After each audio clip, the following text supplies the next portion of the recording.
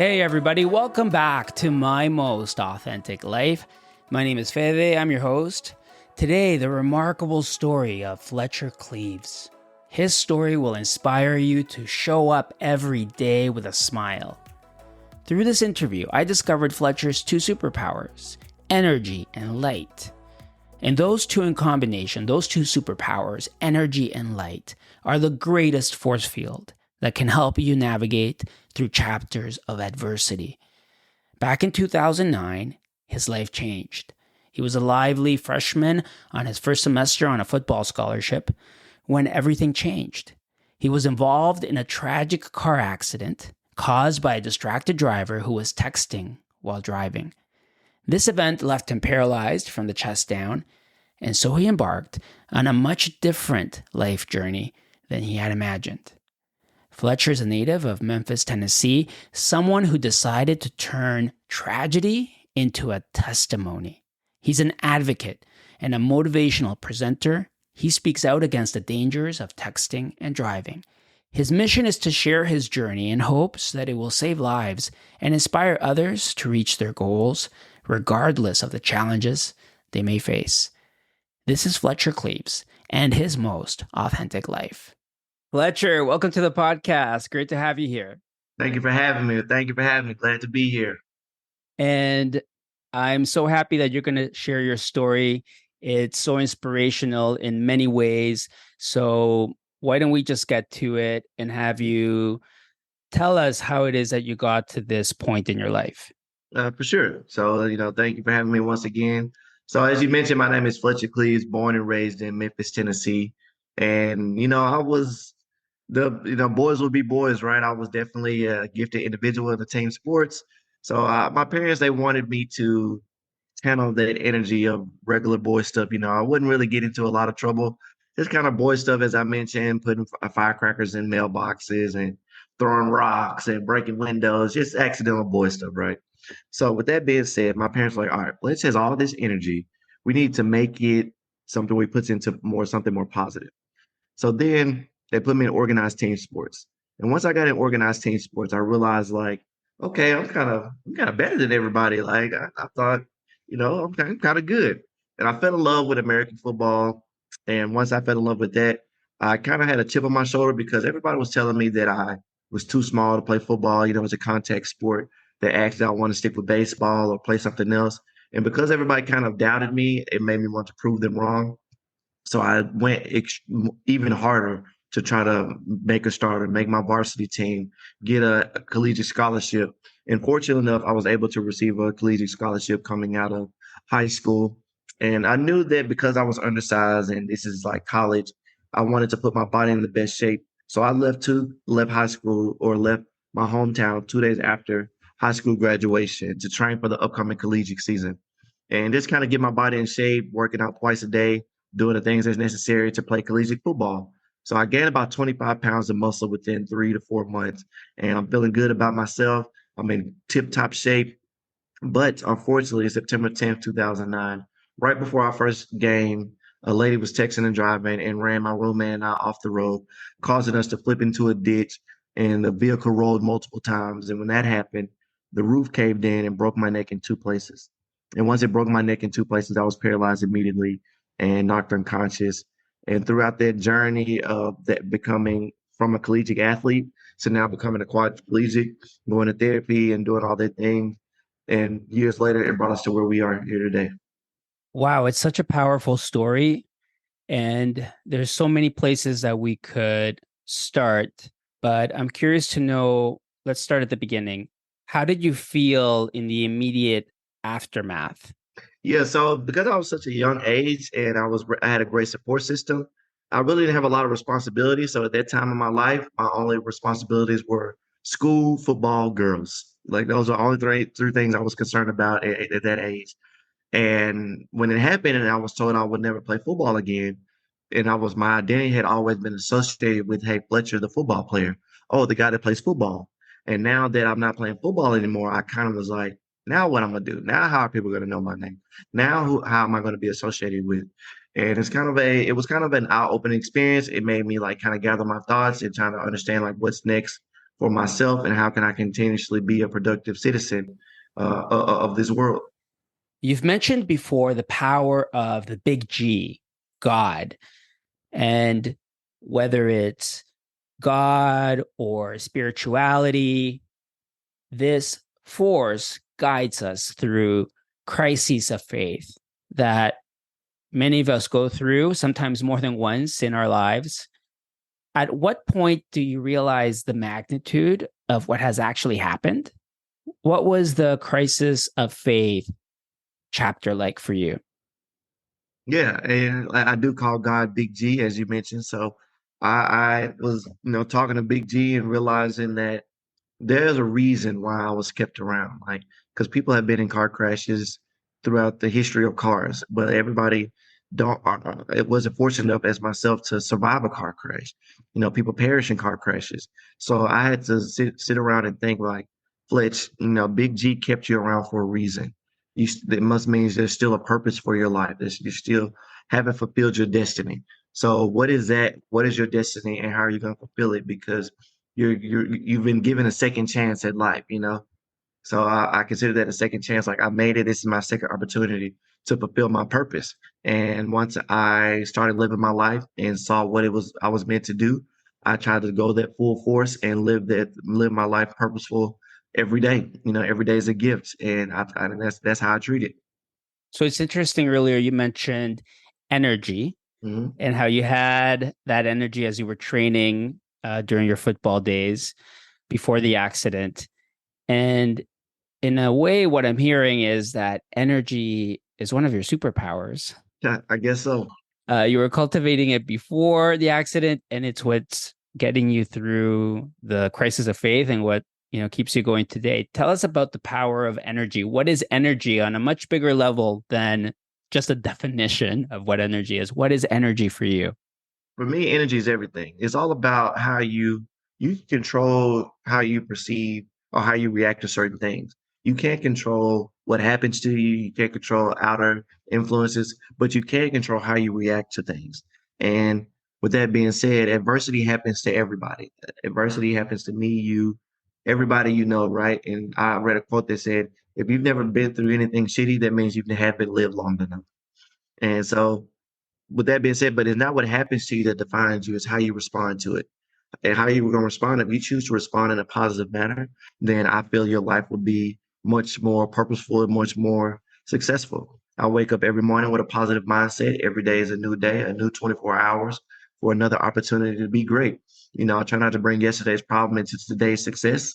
So I just try to start my day off with positive manner. And even though that my day might not go as I plan, but starting your day off in a positive attitude will affect how you react to bad news, so to speak. We all have gotten bad news and some stuff.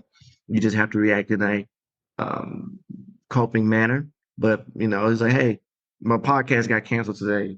It's like, okay, instead of being like, it's upset and ruining the rest of your day, you're just like, okay, I mean, it is what it is. Can't really cry over spilled milk, and let's just continue to stay positive. And I use this analogy I've heard often is that if you had, I forget the exact numbers, but let's say if you had $98,000 and you lost $12, would you throw the rest of the 88 dollars in the garbage? Would you throw that away? And the answer is no. Why would I throw away $97,000 over $12? And the analogy was there are 98,000 seconds in a day. You have a, crappy 12 seconds. Why let that ruin your entire day? Absolutely. Absolutely. I forget the exact numbers, but however many seconds in a day. No, no, no, but I get the point. And on that note, it's the early seconds at the start of the day that shape how the rest of the day will go, that determine your mindset, your approach. So how does Fletcher start his day? So I start my day. I immediately say, just waking up. I open the blinds because I love natural light. But something like natural light just gives me like superpowers, right? So I open the blinds, natural light, and just thank you, Lord, for this opportunity, just for another day to be great. And I play music immediately. Like so, just music. I feel like is medicine for the soul. So, it might be some Drake, it might be some Marvin Gaye, it might be some Nickelback, it might be some Tupac. I don't in something just to get the blood flowing. Then I go through my morning routine of shower, getting dressed. And especially during the summertime, I like to sit outside. I love the heat. I love sunshine. So I'll go through my calendar on my balcony, figure out what I got to do today, and then I'll come in an hour later and execute. That's awesome. And you've mentioned another big word there, but simple word, light. And light and energy just go together, right? Absolutely. I start my day off, try to get out of the apartment as fast as I can, go for a walk, get fresh air, and get those early rays of gentle sunshine that start coming through in the morning. Mhm. Exactly. Like there's so many simple things that can make your day better. Sunshine, positive affirmation, starting your day off with positive thoughts, listening to the music that gets you moving, or classical, whatever you like that gets whatever your soul moving. So it's stuff like that, and just simple that routine, and it's like, all right, let's get it. Let's start the day. Let's do it. Let's do it. Now, you mentioned one of the big A's earlier, adversity. And there's another big A that's a huge part of this podcast, authenticity. And sometimes our journey to authenticity absolutely has to come through adversity. So, what is authenticity to you? Authenticity to me is being your true self. So there's so many, and I think social media has a big thing. People try to be a lot of things that they're not. People try to impress people that don't matter. And so just being your true self, like for me, instance, I'm not a big clothes guy. Like I can wear t-shirt, jeans every day. I don't care. But it's like Fletch, you want to look nice. But like when I get my presentation, if you look at videos of my presentations, 95% of my presentations I have a hoodie on. And it's just my truth. That's how I feel Yeah. comfortable. People's like, you don't want to go up there in the new, fresh, the latest. I don't care about that, man. Yeah, I don't care about that. And so just being your true self and just being authentic, you'll realize that you will be more fulfilled when you feel like you're being who you truly are and not trying to be somebody that other people want you to be. And adversity, as you mentioned in one of the big A's, it brings your true self out because I do, I opt in a lot of reading quotes. Adversity doesn't build character; it reveals it. Like money doesn't, money doesn't change people; it just brings out who you truly are. So, and I feel like adversity is the same thing. When you're going through adverse situations, it doesn't build character; it reveals it. So it brings out, oh, this is who you truly are. This is what you truly are capable of. And I feel the same way about finances, money. Like when people say, "Oh, money changed you," I don't think it changed you. It just brought out who you truly are. Wow. Yeah, that's really powerful. Adversity reveals character. That's so true. It doesn't build it; it reveals it. Absolutely. And you also mentioned there social media. Hmm. And I think this is a nice segue into our current culture where we're so distracted, and distractions ties in. It's at the core of your story. So let's talk a bit about that and the themes of connectivity. You've mentioned connectivity in previous guest speaking appearances. Tell us about what connectivity means to you. Yeah, so in regards to my story, social media and this technology era has made being connected to each other addictive. Like we always want to be connected. The latest news, the newest, I don't want to say one brand, smartwatches, the newest smartphones, things like that. So we want to stay connected. So I mean, we've all done it where let's say you left your phone in an opposite room and you hear it ringing and you stop cooking, you run upstairs to try to hurry up and go get it because you're afraid to miss the call. That sense of fear of missing out, fearing that you're missing an opportunity to stay connected is what's become addicting to society and what's has become dangerous because that's driving is not the time to be doing those things of being distracted, whether it's on your phone or eating or checking an email or whatever the case may be. And it's just having to, that's why I agree with a lot of people who choose to like disconnect from social media or technology for 24 hours and just live in the present, live in the current time. And I've realized that it has helped a lot of people. It's like, hey man, just unplug and just allows you to recharge and refresh because this society, like I said, social media, man, it's just I want the latest this. I want to be first. I want to be first to know. I want to stay connected. Yes, totally. And you have a saying, or you were talking about notifications and how notifications can wire us to react in a certain way, right? Absolutely.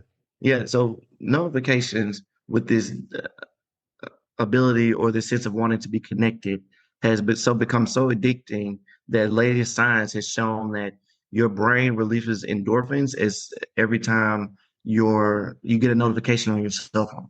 So, for instance, if your phone's ringing and especially if you're expecting a call, if you're expecting an email, or like you just did a job interview, so you're expecting a letter, that those notifications has released endorphins the same as if you were hitting the jackpot, the same as if you were on drugs, or so to speak. And having that type of power makes a cell phone innately the world's smallest slot machine. I love that. Exactly, right? Yeah, the world's smallest slot machine.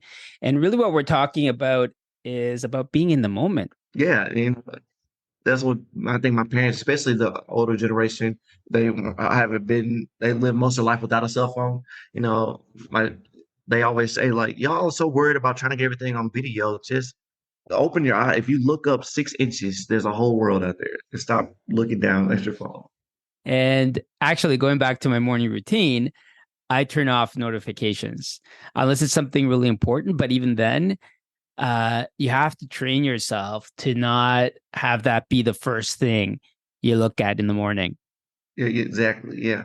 I haven't, because I have been entrepreneurial, and I'm guilty of this as well. Just I'm sometimes afraid of missing an opportunity to email. I'm never I silence my notifications, but some people like do not disturb where it doesn't come on at all. I haven't got to that point yet. I will silence my phone or put it on like where it does. Yeah, I can't hear it if it goes off. But Yeah. just to not that way, if I turn, I can still see. Okay, I got 9 emails, 2 missed calls. But some people just like cut their phone completely off. I haven't got to that point yet. Don't get me wrong. For me, it's actually just in the morning. And then I have to work at it the rest of the day Yeah. because it's always within arm's reach. There you go. Yeah, I've been in situations where I've been riding with someone, or, hey man, you're 40 minutes late to, we're supposed to go out for drinks or whatever. Yeah, I got halfway here and I realized I left my cell phone, so I turned around.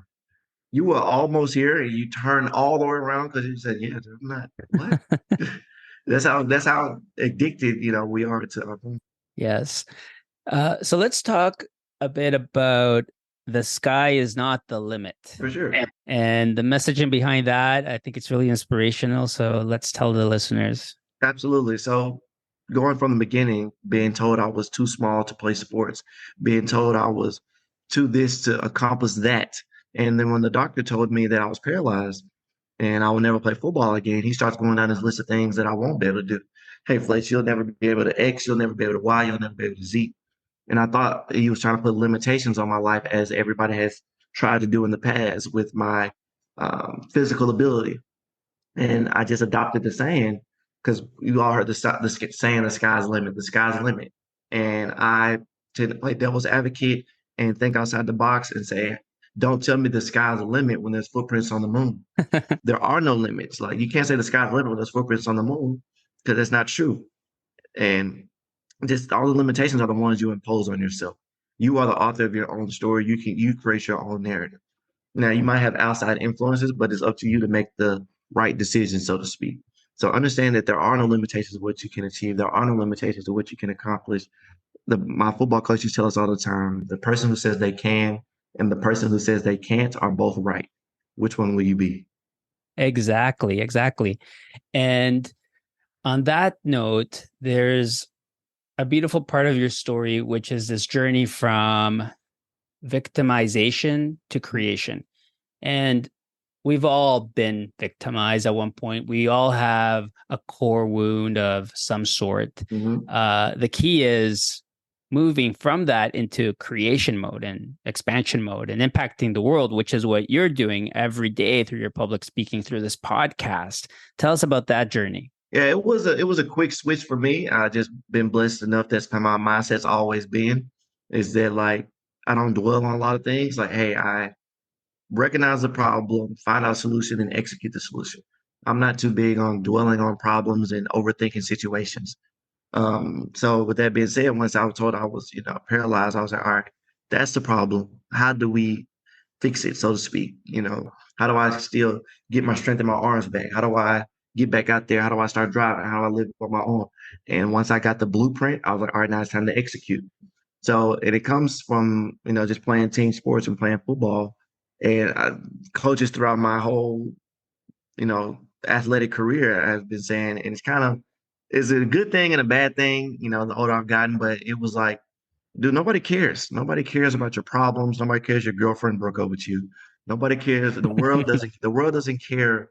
It's all about what are you going to do in this moment to rectify the situation.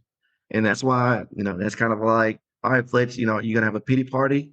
And it's like, or you're gonna be sad for yourself and cry all day, or you're just gonna man up and take and change your life or the narrative of your entire life. Like this is a point where your life can either go this way or that way. You can either, feel sorry for yourself and not accomplish a lot of things you've ever wanted to do, or you can understand that this is a problem, this is a situation, this is how I'm going to fix it, and still grab everything, you want in life. Everything you've ever wanted in life is on the other side of fear. And once we let go of that fear, you'll be able to accomplish much more. The big G has so much stuff and grasp for your life that if you just let go of being afraid, that you'll be able to get it. I love what you said there, that everything that we want in life is on the other side of fear. That's why once I went skydiving and I accomplished or I overcome that fear, the skydive is like a big thing. A lot of people are afraid of, right? So once you do that and like everything else becomes easier, like, oh, I can do that. I've been skydiving before. It's like, oh, I can accomplish that. You mentioned the fork in the road, and that's where we have to realize that we have to get to the other side of fear. Mhm. You just exude inspiration and positivity, but we all have bad days, right? We all have bad days. Yeah. So, Part of life. yeah, like how do you get out of that? You may have had the perfect morning or the routine that you just told us about, but maybe in the afternoon something crappy happens, right? Like, how do you do it? How do you bounce back? It all depends on, everything is case by case situational. But for the most part, I try to look at the glass as always being half full. I use humor as a coping mechanism for myself. It works for me. But I also understand that what you're going through doesn't last forever. Like this stench you're going through, I've never seen a cloud sit over one person's house for an extended amount of time. And what that means is like what you're going through will pass. This won't last forever. But how long it lasts is up to you. It's like, all right, let's say, you get let go from your job. Now you can dwell and cry and do all these things, or you can understand the problem, come up with a plan and execute that plan. All right, this is the job. Tomorrow, okay, I got fired today. I'm gonna take tomorrow off to rekindle my thoughts. And then the next day after that, I'm going to apply for 20 jobs a day for whatever, it is like having that sense of understanding what needs to be done versus dwelling on the problem has helped me throughout my life. Absolutely. Yes. Yes. What you were mentioning there is really about mindset. And now I want to have a little segment about personal development because your motivational speaking has a lot of key concepts, tools that we need to get through everyday life. So let's talk about some of them. And what are some of the key mindset things that you work on? I know you've mentioned strength and discipline in the past. What are some of the top ones? Positive thinking is definitely in my top list. If you have a positive mindset, because a negative mindset doesn't produce positive effects or consequences or results, so to speak. That's the word I'm looking for. A negative mindset doesn't produce positive results. So if you're always thinking negative, always thinking about the problem, always thinking about the negative, how does your brain have space to think about the positive, think about the solution? So eliminate the negative out of your mind, eliminate the things you can't do, and focus on the things you can do. And whatever those things are, execute those things extremely well. So it's like, for instance, I might not be able to play football anymore, but I can still go to college. I can still graduate. I can still get a job. I can still do these things. It's like, hey, Fletch, how does it feel not being a collegiate athlete anymore? The athletic part is might be diminished, but I'm still a collegiate student. Yes, absolutely. It goes back to what you said earlier about would you throw away $97,000 or For 12 seconds. Yeah, or let's say, or let's do use years. Let's say life expectancy might be 60 years or 70 years or whatever. If you had a crappy 1 year, you're gonna throw away 69 years. And the thing is, the goal that I have, I think this goes back to your previous question. My goal is to have a good day. That's the goal. Is just to have whatever that means for me or you or whomever, whatever having a good day means for you. That's the goal. If you have a good day, you wake up every day and say to have a good day. Then the next day, days to have a good day, and then enough good days in a row will produce a good week. Enough good weeks will produce a good month. And if you have enough good months, you'll have a good year. And if you have enough good years, you'll have a good life. So it starts at the basis to have a good day. And then enough good days in a row will turn to a good year. Enough good years to turn to a good life. absolutely. I have been prepping for a future episode, and this idea came up of deposits, positive deposits that we make in our lives to Mhm. draw on later, right? Absolutely. The more you accumulate now, the more they appreciate now that you're gonna have that wealth of positivity. People, I mean, sometimes when I give these presentations, I say it jokingly, but inevitably they always ask like, "What's next? What's your plan? Like, where are you going? What's your next year? What do you got next?" And I say, "Man, I'm just trying to get through today." I like that. Just another thing on the mindset there. You said eliminate the negative and everything you've been talking about throughout the entire episode, I think kind of answers my question, but I want to talk about letting go, which is something that you've been able to master, right?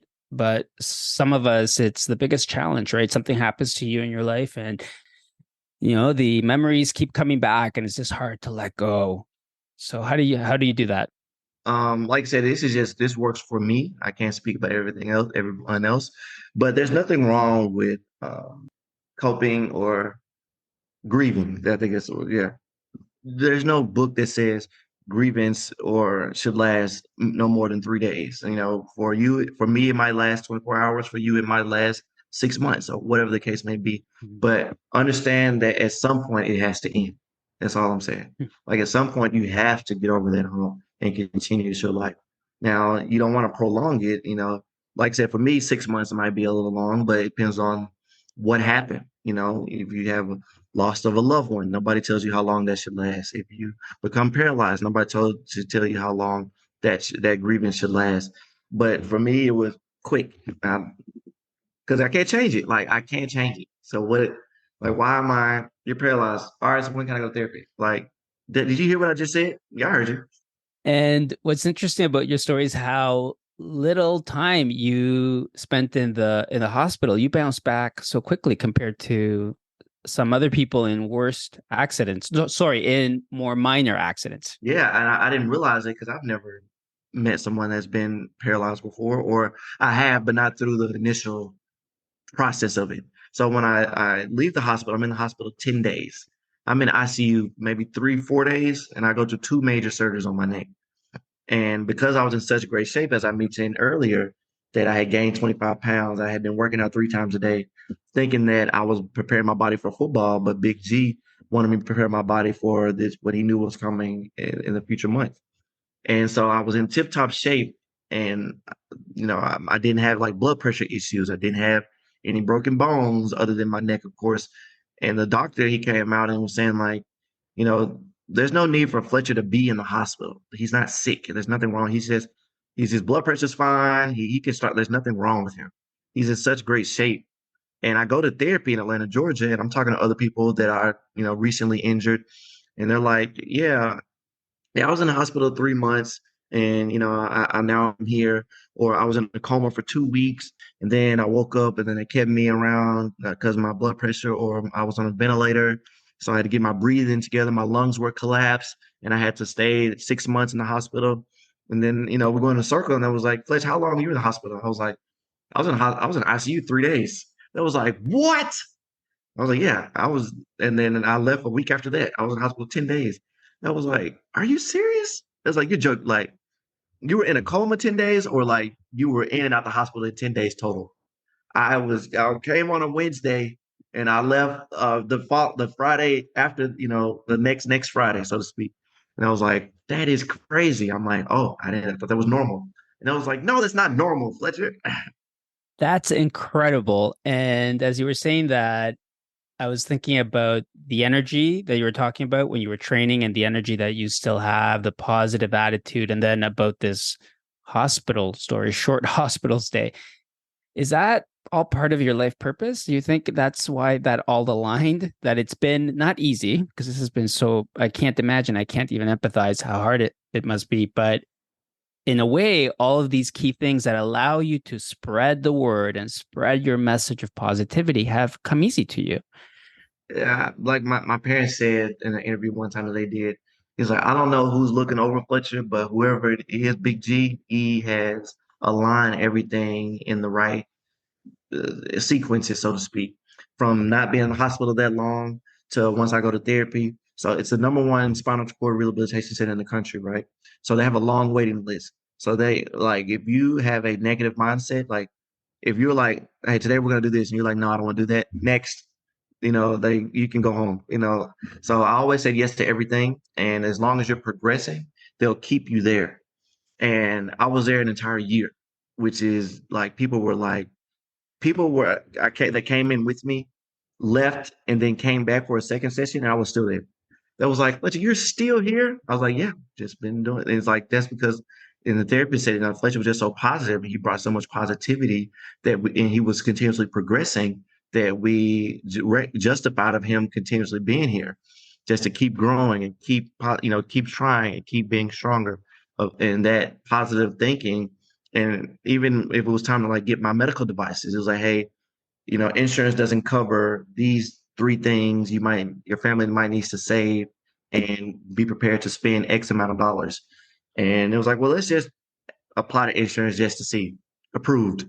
That was like, it's like, I don't know how you got this approved, Fletcher, or who is looking over you, but this is done. We've never had anybody approved for this much stuff. I'm like, Wow, there you go.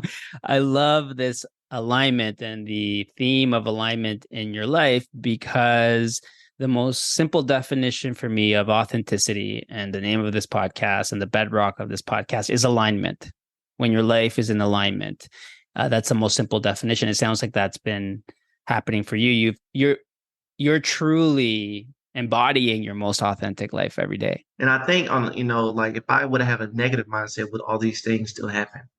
If I was always thinking negative, would all these things still be aligned? So I credit to my positive thinking and my positive affirmation. And Fletch, how are things? Don't get me wrong. I still go through adversity. Don't like I still go through, but I just choose to react in a positive differently than most people. I choose to react because I can't control necessarily everything that happens to me, but I can control how I react to certain situations. Yes, absolutely. We choose how we feel, and in a way, by that decision, we create the reality that's in front of us. So I need to talk with you about family, the importance of family. Oh yeah, Uh, no one person is an island. We all need a support system. for Tell sure. us about the importance of family. And earlier you said team, the values of team from your football days to present day. Now I give credit 80% to my support system of where I am today because I always said that I have people in my support system, my friends, family, extended friends, they don't allow me to have a disability. Now what that means is everything I've ever wanted to do, as long as it's safe, my friends and family will make sure they help me to accomplish it, whether it was my parents waking up at 5 in the morning to get me dressed to take me to class. So my mom would she had to be work at 7. So she would wake up at 5 in the morning, get me dressed. My dad would, get dressed and then he would take me to class. Then my mom would pick me up on her lunch break and take me to my dad's job on his lunch break. And then he would take me home. And like just that, and then watching my mom like break my chair down and my dad picking me up and just stuff like that, it made me want to be successful not only for myself. Like I can't give up for me. I can't give up because look how much stuff people have invested, how much time and effort people have invested inside of me just to see me accomplish the things I want to accomplish. because I couldn't do it by myself. And even with traveling, like, I travel all these countries and I go to all these presentations. But what people don't see is behind that camera, there's two, three people that are always with me. So and that's picking me. And I think you might saw it on the Mexico video. My cousin picking me up on the boat, or my friend throwing me in the cenote, or my, girlfriend picking me up and putting me on the airplane, or, things like that, that just people don't necessarily see. Yeah, absolutely. Absolutely. Yeah. It's family and the support system sounds from the research I've done and from what you're saying today. They've been a huge part of your life. And you mentioned your travels there. So let's start talking about that. And people call you the wheelchair nomad. Correct, correct. The wheelchair nomad, because just me with my humor. So I think there was like 2 or 3 years where I went out the country like twice a year, and not including domestic local. Then I was still going to like Vegas and DC and all that. So I'm part of these travel groups on social media. So I'm posting pictures just online like everybody else does. Hey, I'm in DC. Hey, I'm going to Mexico. Hey, I'm in Toronto. And I was like, dude, this guy is everywhere. He's like a nomad. And I remember seeing that, and I was like, yeah, call me. Yeah, I'm the wheelchair nomad. And this is how I knew it stuck. So I like, therefore, I just started hashtagging, going to California, hashtag wheelchair nomad, going to, you know, whatever, hashtag wheelchair nomad. And I'm still posting in these groups. So I'm in Chicago one year for the Taste of Chicago. And my cousin and I were going to a nightclub. So they pull up to the front, they put my chair out, they pick me up, they put me in my chair. I get my clothes together, put my cologne on, and we're getting ready to go in. And a lady taps me on the shoulder and she says, "Excuse me, are you the wheelchair nomad?" And I was like, "How did you know that?" She was like, "I have seen your post. I've been following your story for like 3 years. Can I just take a picture with you? It is such an honor to meet you." And that's when I knew that, all right, this is a thing. Awesome. I love it. There's a few digital nomads that are featured in this podcast as part of the authentic journey that many people have, and digital nomads fit into that. But I think this is my favorite one to add into that album. The most unique for sure of the digital nomad themes and stories we've had on here. So tell me about the cenote. You said you jumped into a cenote. Yeah, and this goes to my support system. So we go to the cenote and they see us get out and me coming in a wheelchair. And they're like, unfortunately, this is a natural, cenote. There's not really ramps and it's natural, right? So you're not really accessible. And we're like, don't worry about it. We got them. Fletch, we gonna make sure. Fletch, you want to go? Yeah, I want to go. I'm gonna make it happen. I was like, all right, cool. So we go to cenotes. There's three levels, and just me being the adrenaline person I am, I'm like, I don't want to get thrown off each note. They just throw me off the highest one. And so we get to the highest one, people are jumping in, and it's so much fun. And I'm watching, and my friend goes, it's I would say maybe 30, 40 steps to get up there. He was like, all right, Fletch, are you sure you want to do this? Because once I take you up, there's only one way down. I'm not breaking you, I'm not carrying you back down. And I was like, yeah, let's go. So he takes me up there, and I'm like, this is the opportunity because everything has to align. It's like time, opportunity, and everything has to align. So it's like my friends are young enough where they can carry me up. I'm in Mexico with a group of people I trust. When is the next opportunity I'm going to have to do this? It's either now or never, Fletcher. And it's like, let's go. And like I said, everything you ever wanted is on the other side of fear. And getting that on camera catapulted my social media presence. It's like I went from, 4,000 followers to 15,000 off that one video. Awesome. And then you also went to Chichen Itza? Yeah, so I have a goal to see all eight wonders of the world. That's my personal goal. And, knocking them out one by one, and Chichen Itza is one of them. So once my friend was like, hey, let's go to Mexico, I'm like, where are we going? It was like, Tulum. I'm like, sure. I was like, while I'm in Mexico, I want to see how far this wonder is. Like, I'm already here. And it was like a 2 hour drive. I'm like, close enough for me. I'm going. So So knocked how it out. many are left? Six. I've seen two. I've seen two so far. Chichen Itza and the Colosseum in Rome. Well, it definitely fits with the wheelchair nomad experience. So let's see which one's next. Yeah, man, I'm excited. And I also saw on your travels you had a very interesting eating experience in Dubai. What did you eat in Dubai? Camel, ate camel, man. So How did it taste? it's like alligator. It was like chewy. I'm like I said, I'm a in the moment type of guy. It's like, Fletch, when's the next time you're gonna have an opportunity to eat camel? I'm like, you're right. Might as well try it. Or like when I was in Paris, I ate authentic escargot. And, I'm like, I'll try it once. Like, I'll try it. Might as well. In Rome, do as the Romans, right? So, Yeah, why not? Why not? So as we start to close off, you also have a book. yes, sir. I do. I do. The sky's not the limit. The Fletcher Cleaves story, which basically, it's hard to fit my entire story in an hour's presentation or an hour podcast. So, and it gives different perspectives. It gives my perspective of the encounter. It gives my parents' perspective of the encounter. My therapist, I just talked about with, how I was in therapy. So my therapist has a chapter.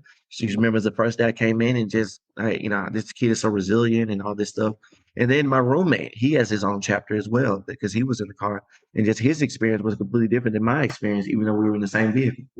And I also have a what's next question, but not maybe in the sense you were asked before, Hmm. in terms of life purpose, right? Uh, Life purpose will evolve, right? Our journeys evolve over time.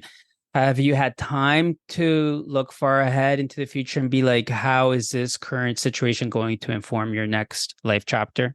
Yeah, so I try to, as the older you get, goals and plans change, right? But my goal that I had, as a 19-year-old was not the same goal I have as a 32-year-old. And I'm pretty sure when I get 50, I'm not gonna have the same goals I had at 32. And so just understanding that life changes and purpose, that your purpose of right now might not be your purpose next year. And just continuously staying fluid and understanding that you never stop you're gonna continuously learn, you never stop learning, you never stop evolving, you never stop going to try to become the best version of yourself. So with that being said, I think I mentioned right now my goal is to see the eight wonders of the world, but 5 years from now it might be to start a family, or whatever.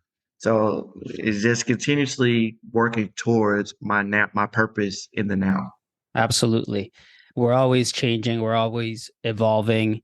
And now, where could people reach you if they want to book you for public speaking? Yeah, for sure. FletcherCleaves.com. You can locate, book a speaking engagement. You can check out my TED Talk there, my AT&T commercial. You can purchase my book, merchandise, or just browse around and read more information about the Wheelchair Nomad Travels. There is a blog section on their website. I go in depth of my skydiving experience. I go in depth on my experience in Rome and Paris and London with being a African descent number one, and then being an African descent of disabled with a disability. It's like people where then being an American person on top of that. It's just so much stuff. Like when you go to these countries and people have this perception of American people, it's like, are you American? Yeah, Michael Jackson. I'm like, I don't know. Like, I'm like, why would you yell that out? Okay, so what does that mean? So just that and just being a disabled person as well, especially kids. I always like to play. I always like to mess with kids, even in the States, because like I'll be in like Walmart or something, and like a little boy or girl will be holding their parent's hand, and they'll just stare at me. It's like he's moving, but he's in a chair. It's like how is it? They don't understand the concept of a wheelchair, and I like me being the competitive person I am. I'll stare back and I'm like one of us has to look away first, and it ain't gonna be me. The staring contest. Yeah, well, I'm in Walmart having a staring contest with a 2-year-old. But Fletcher, thank you so much for being here. Like I said earlier, everything you talked about, so many of the themes, the ideas of alignment, and everything else we discussed really kind of aligns with people that are on their most authentic life journey. And I'm sure people are going to find this, they will find this very, very inspirational. And yeah, just as we sign off, is the sky is not the limit. Absolutely. I want to say one other thing. Yeah. What do you want to say?